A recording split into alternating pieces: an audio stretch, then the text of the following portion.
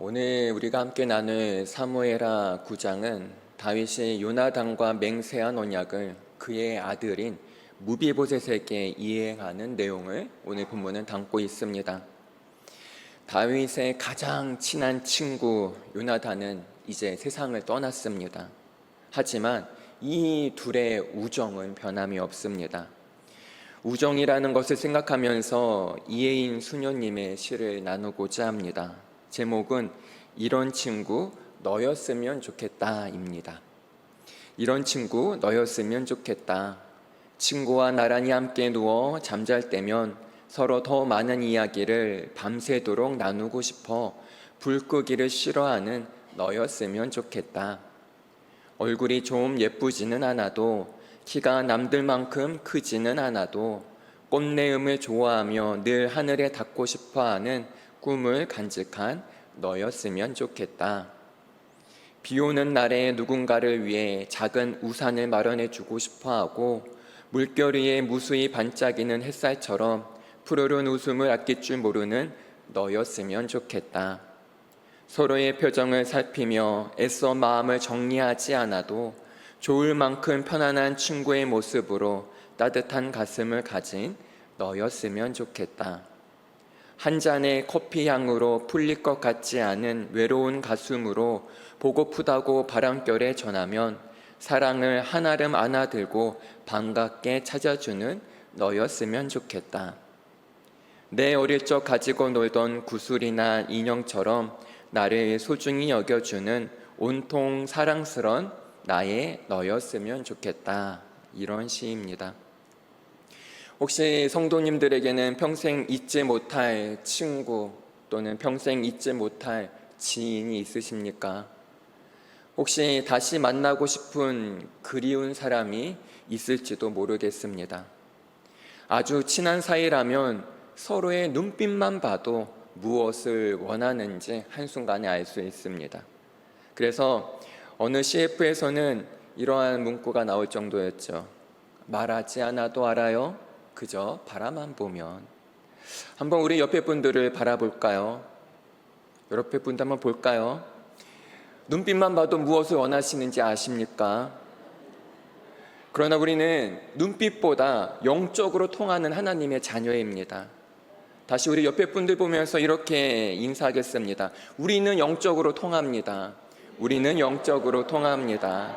네, 그렇습니다. 우리는 눈빛으로 통하는 것이 아니라 영적으로 통합니다. 왜냐? 하나님의 자녀이기 때문입니다. 이제 오늘 본문을 나누도록 하겠습니다.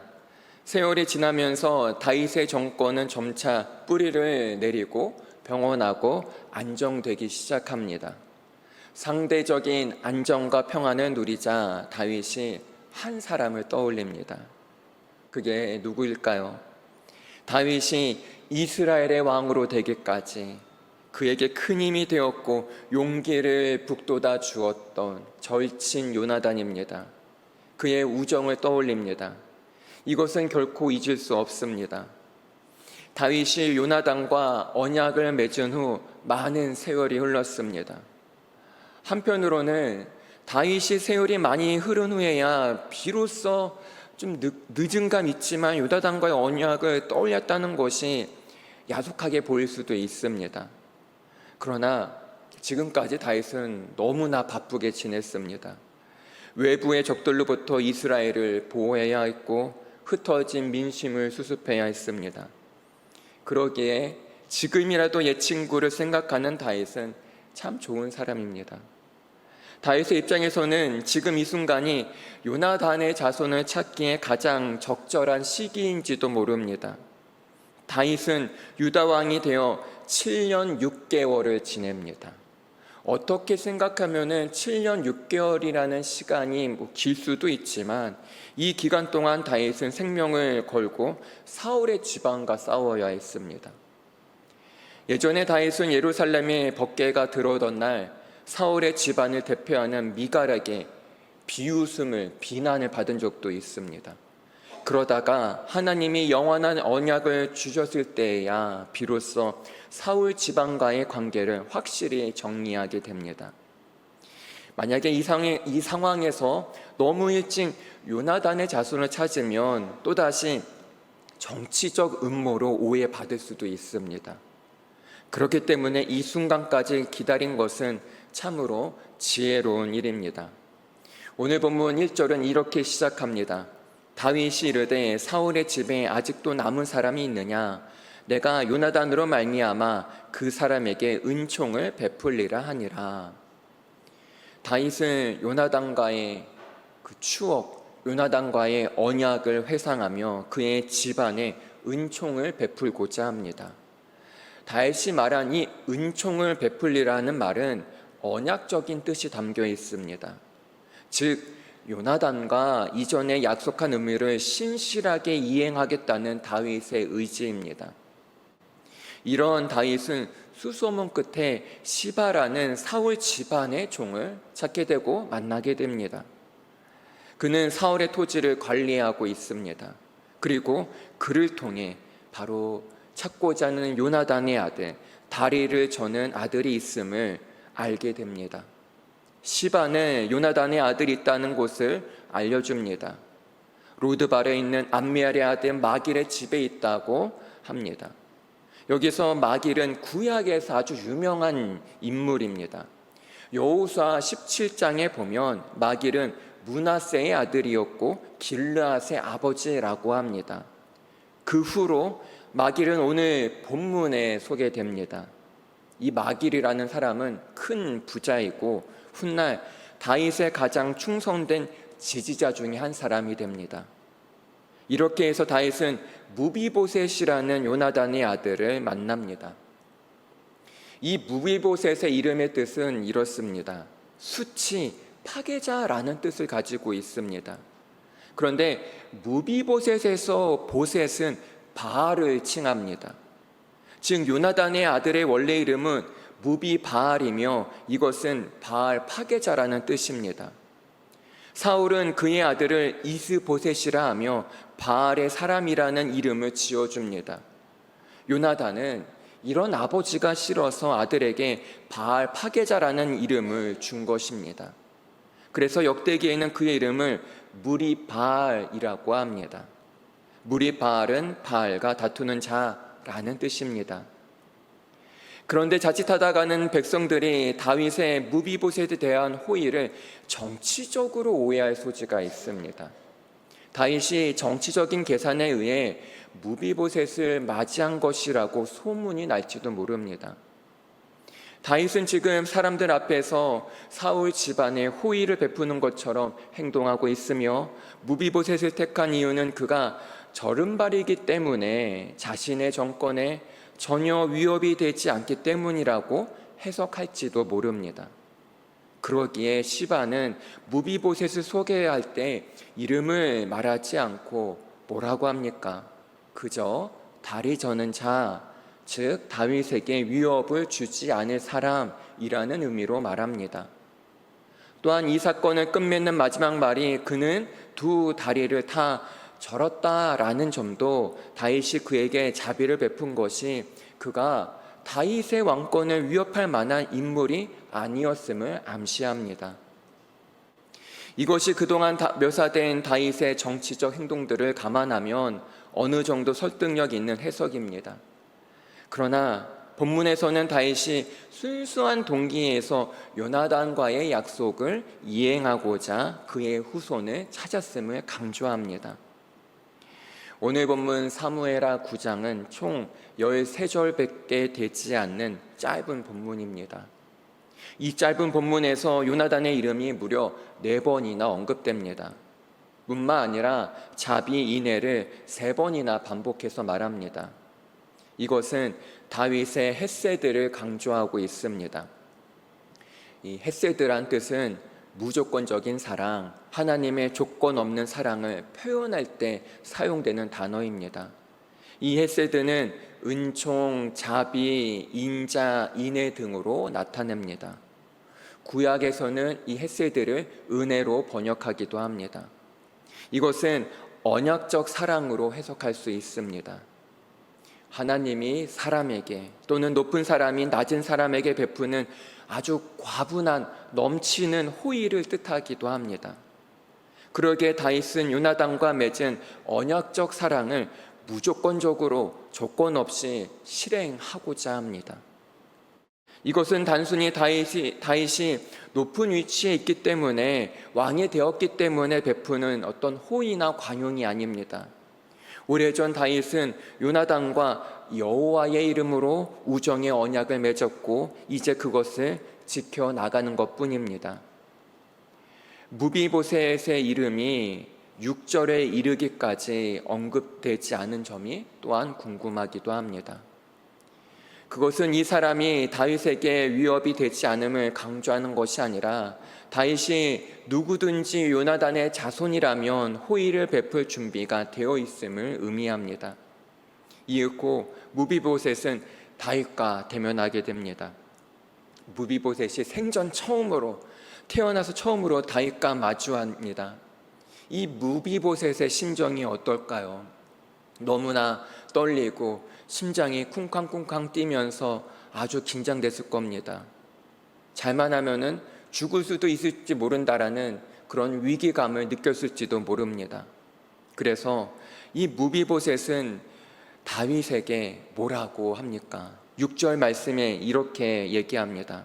사울의 손자 요나단의 아들 무비보셋이 다윗에게 나와 그 앞에 엎드려 자라매 다윗이 이르되 무비보셋이여 하니 그가 이르기를 보소서 당신의 종이니이다. 무비보셋은 다윗 앞에 납작 엎드리며 자신은 그저 종에 불과합니다 라고 고백합니다. 이런 그의 염려는 충분히 이해가 됩니다.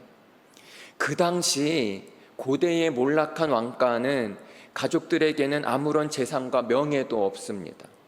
고대 근동에서는 이전 왕을 제거하고 왕이 된 사람은 그 선왕의 가족까지 몰살하는 것이 일반적입니다.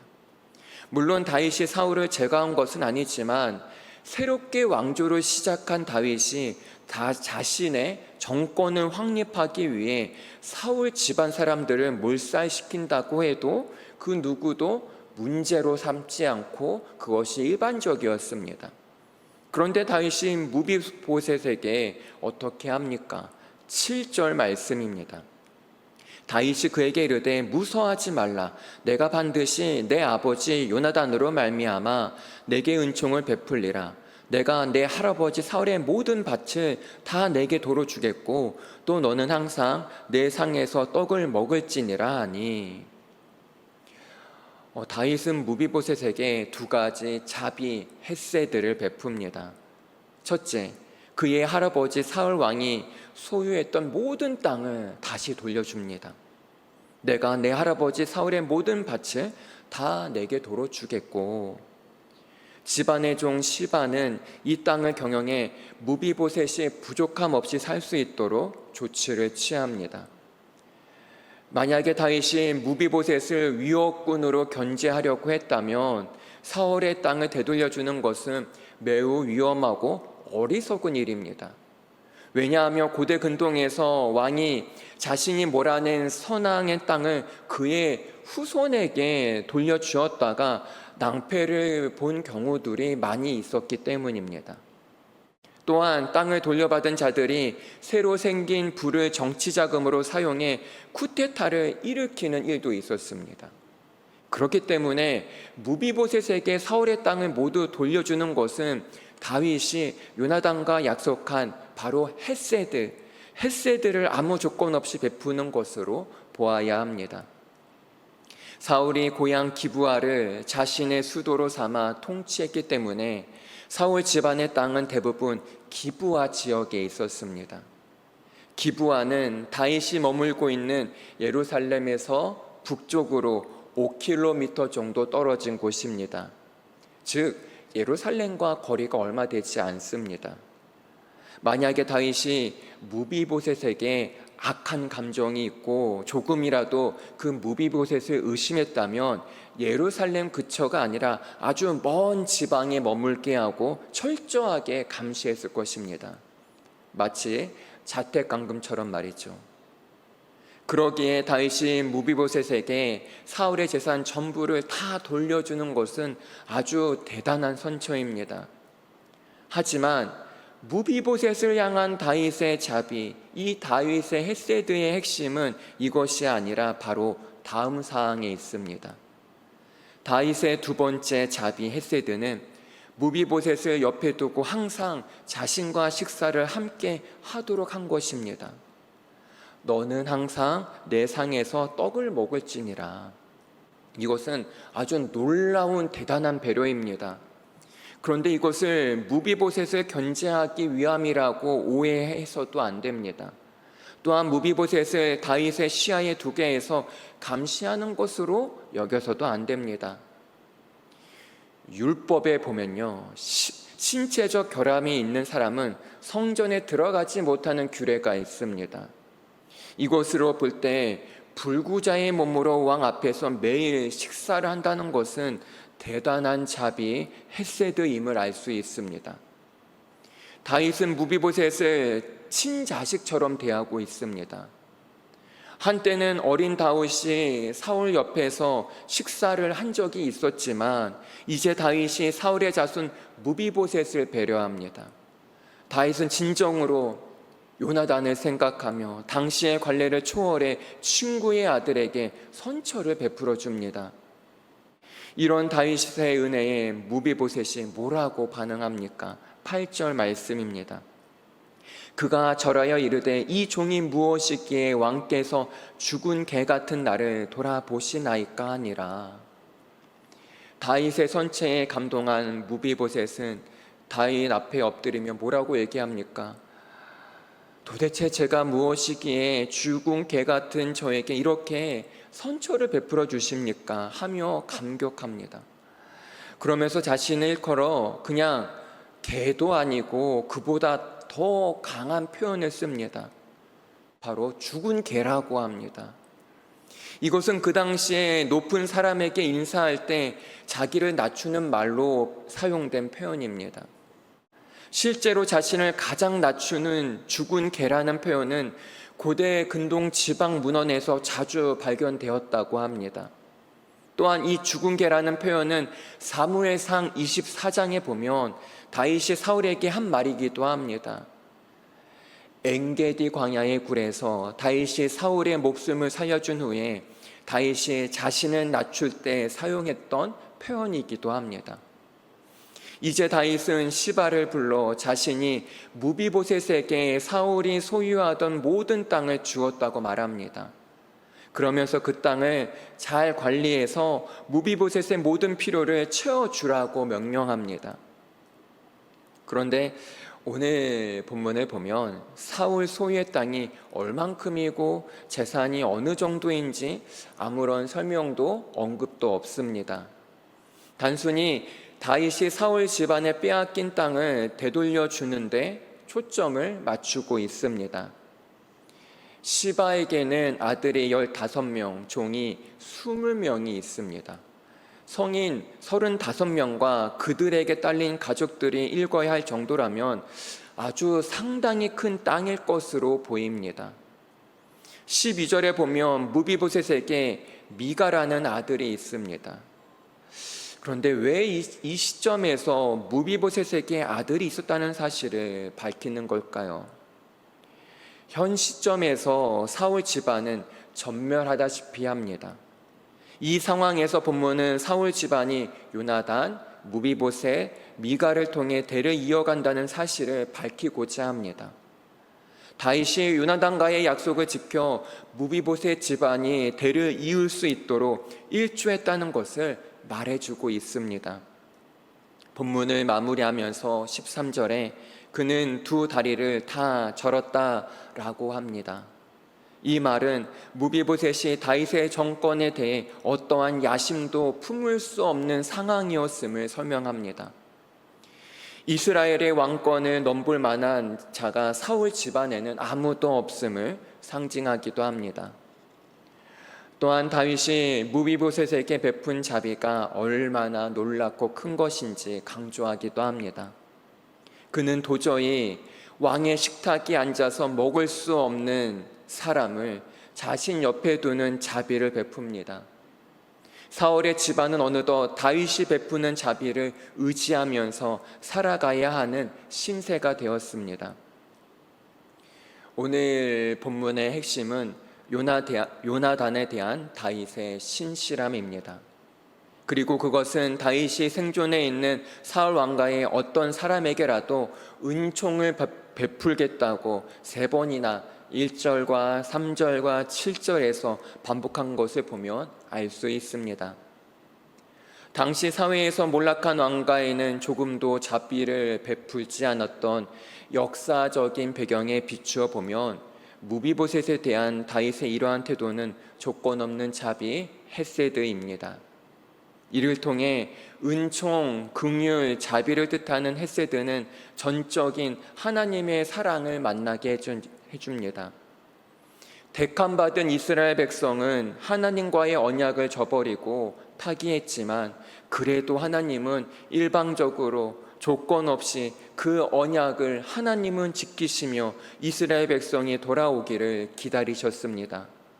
이것이 바로 하나님의 자비, 하나님의 헤세드입니다. 이 헤세드가 신약으로 넘어가 가장 극적으로 나타난 것이 바로 나를 구원하기 위해 육체를 입고 이 땅에 오신 예수 그리스도의 성육신 사건입니다. 그러기에 우리가 구원을 받고 하나님의 자녀가 되고 천국을 약속받는 이 모든 것은 예수 그리스도의 헤세드 결과입니다. 즉 무조건적인 사랑인 것입니다.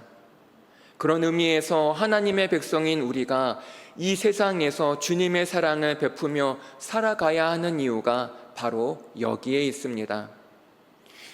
우리는 지금 이 순간에도 예수님으로부터 분에 넘치는 사랑을 받고 있습니다. 주님의 식탁 옆에 우리는 항상 함께하고 있습니다. 이것은 내가 뭔가 칭찬받을 만한 일을 했어도, 내가 뭔가 신앙생활을 잘 했어도 받는 사랑이 아닙니다.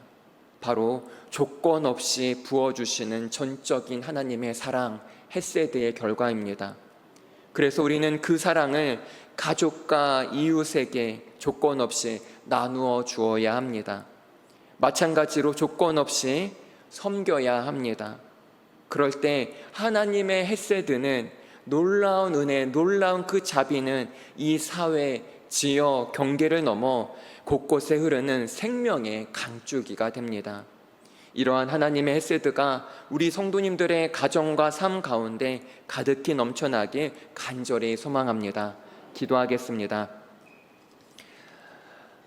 하나님, 예수 그리스도의 헤세드, 절대적인 은혜, 절대적인 자비, 절대적인 사랑이 우리의 삶 가운데 가득히 넘쳐나게 하여 주시옵소서.